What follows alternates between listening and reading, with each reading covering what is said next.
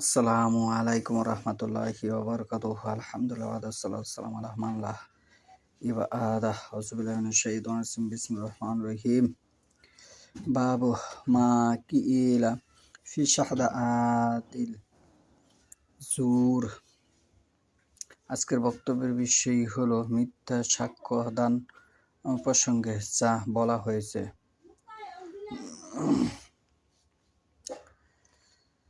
আল্লাহ তাআলার বাণী আর আল্লাহর খাঁটি বান্দা তারাই যারা মিথ্যা সাক্ষ্য দেয় না।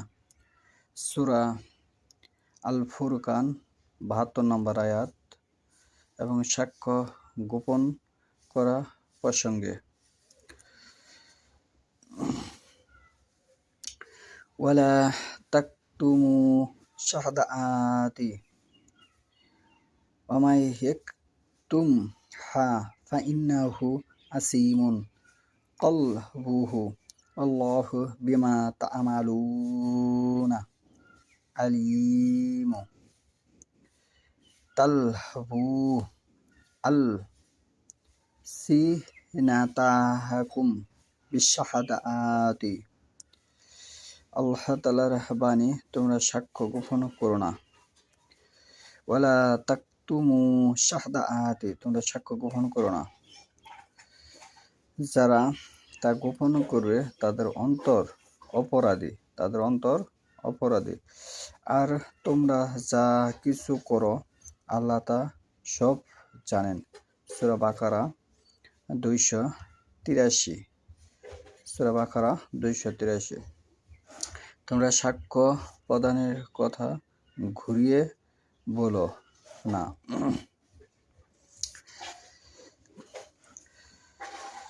আনাস রাদিয়াল্লাহু আনহু হতে বর্ণিত, তিনি বলেন, নবী সাল্লাল্লাহু আলাইহি সাল্লামকে কবিরা গুনাহ সম্পর্কে জিজ্ঞেস করা হলে তিনি বললেন, আল্লাহর সঙ্গে শিরক করা কবিরা গুনাহ, পিতামাতার অবাধ্য হওয়া কবিরা গুনাহ, কাউকে হত্যা করা কবিরা গুনাহ এবং মিথ্যা সাক্ষ্য দেওয়া কবিরা গুনাহ। হাদিসটি হচ্ছে সহিহুল বুখারী শরীফ ৩ নম্বর খণ্ড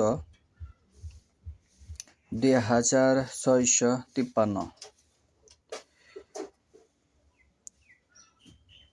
অন্য বর্ণনায় একথা এসেছে।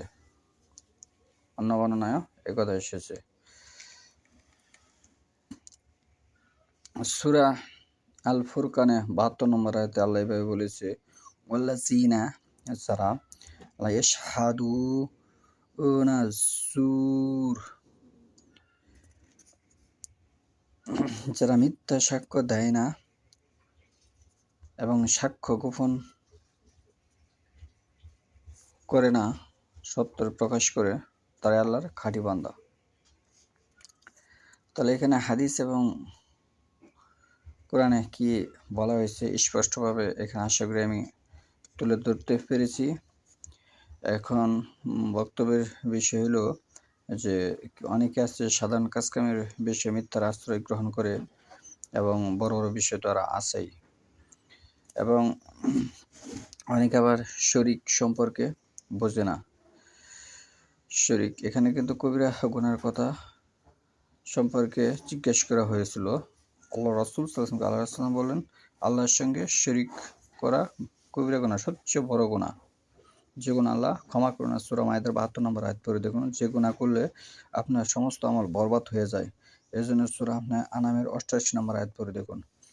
তারপরে গুনাহ হচ্ছে পিতামাতার অবাধ্য হওয়া।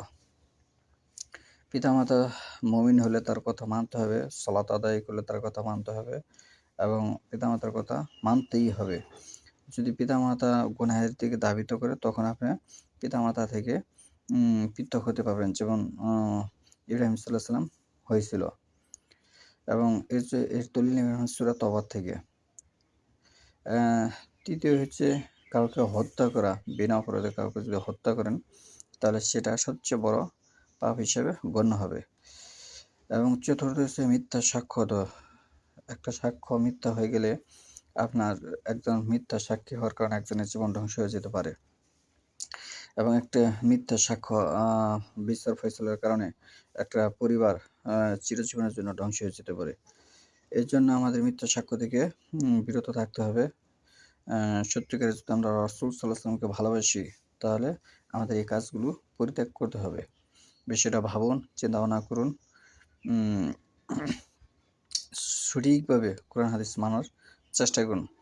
মা আয়েশা রাদিয়াল্লাহু আনহা থেকে একটা হাদিস বর্ণিত হচ্ছে, মান আমিলা লাইসা আলাইহি ফারাদুন, যে ব্যক্তি এমন কোনো কাজ করলো যে কাজে আমাদের নির্দেশনা নেই, সে কাজ বাতিল, সেটা ইসলাম হিসেবে গণ্য হবে না। সুবহানাকা আল্লাহুম্মা ওয়া বিহামদিকা আশহাদু আল্লা ইলাহা ইল্লা আনতা আস্তাগফিরুকা ওয়া আতুবু ইলাইক।